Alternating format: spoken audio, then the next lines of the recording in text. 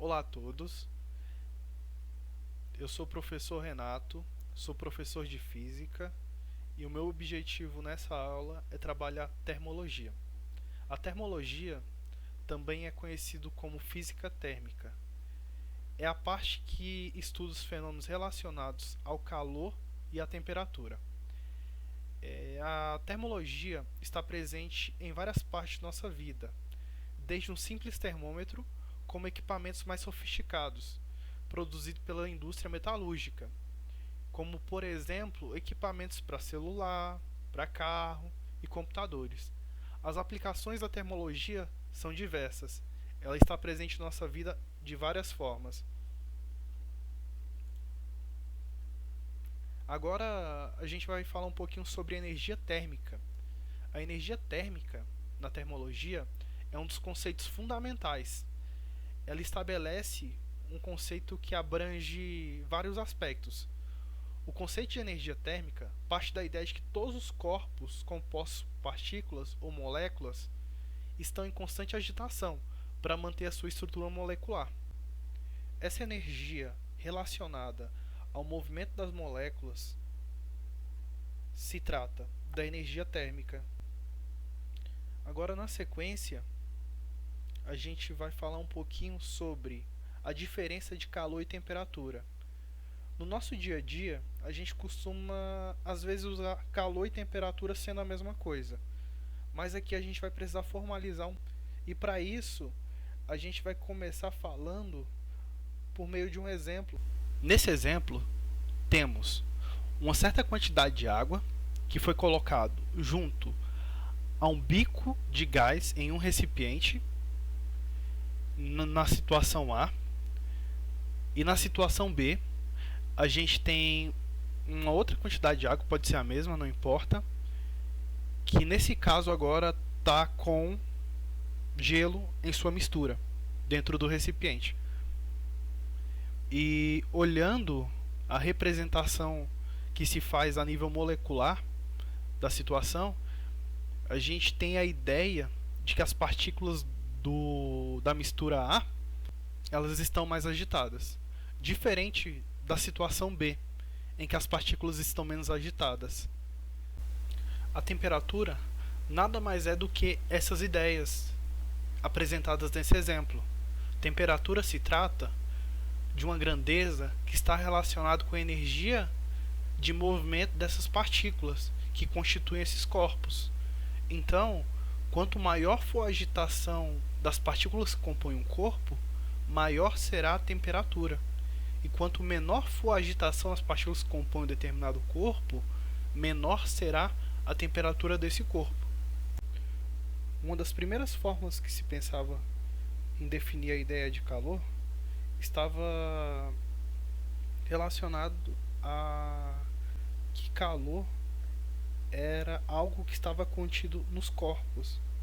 Mas com o tempo, essas ideias foram mudando e chegou-se à conclusão que calor é um ente que pode fluir de um corpo para o outro. Calor nada mais é do que a energia térmica que flui de um corpo para o outro.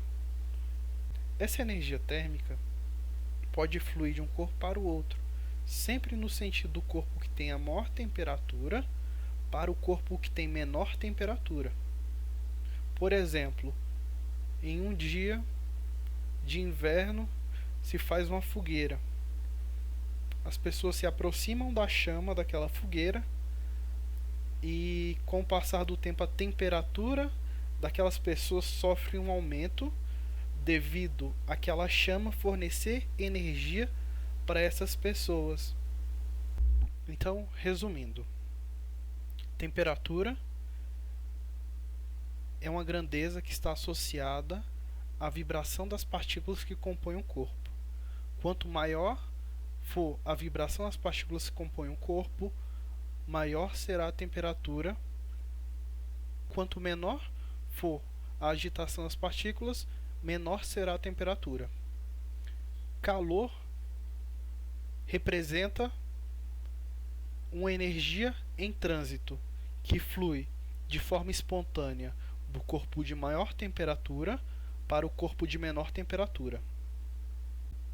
Um outro conceito que é importantíssimo deixar claro no início desse estudo é o equilíbrio térmico.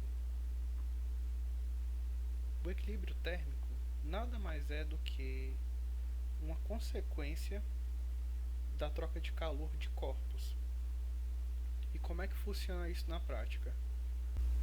A gente tem a seguinte situação: a gente tem um corpo em vermelho e um corpo em azul, conforme representado na figura.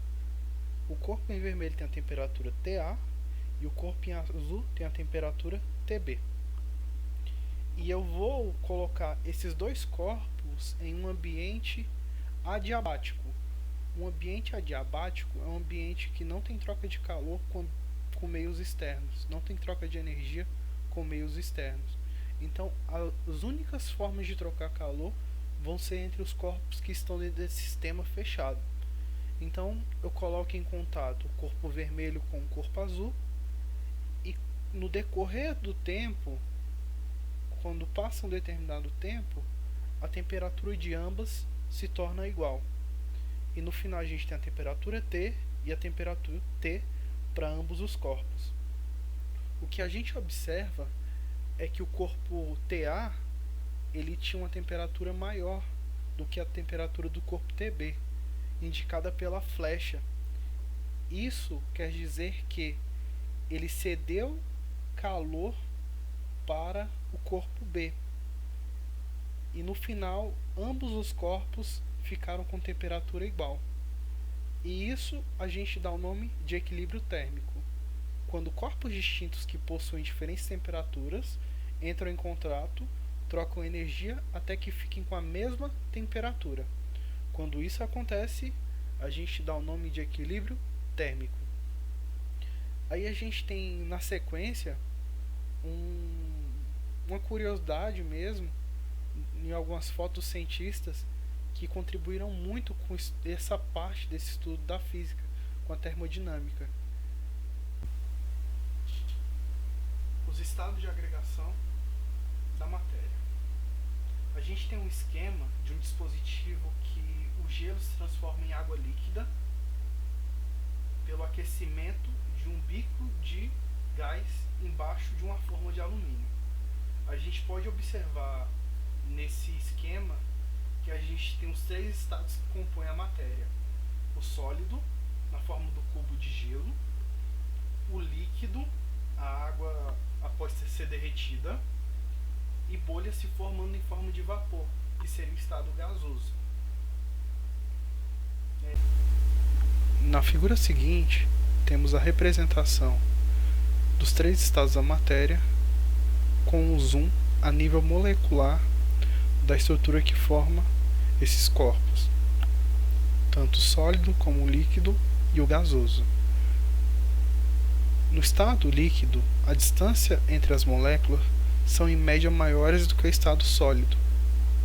E quando você compara o estado de vapor com o líquido, essa distância média é ainda maior. Existe uma força que mantém essas estruturas conforme representadas. Essa força recebe o nome de força de coesão. Essa força na prática representa a força de interação do equilíbrio eletrostático dessas moléculas. Nos gases, essa força é praticamente inexistente. E no caso do sólido, essa força é muito intensa. E por isso é praticamente impossível comprimir um sólido e é muito fácil comprimir um gás.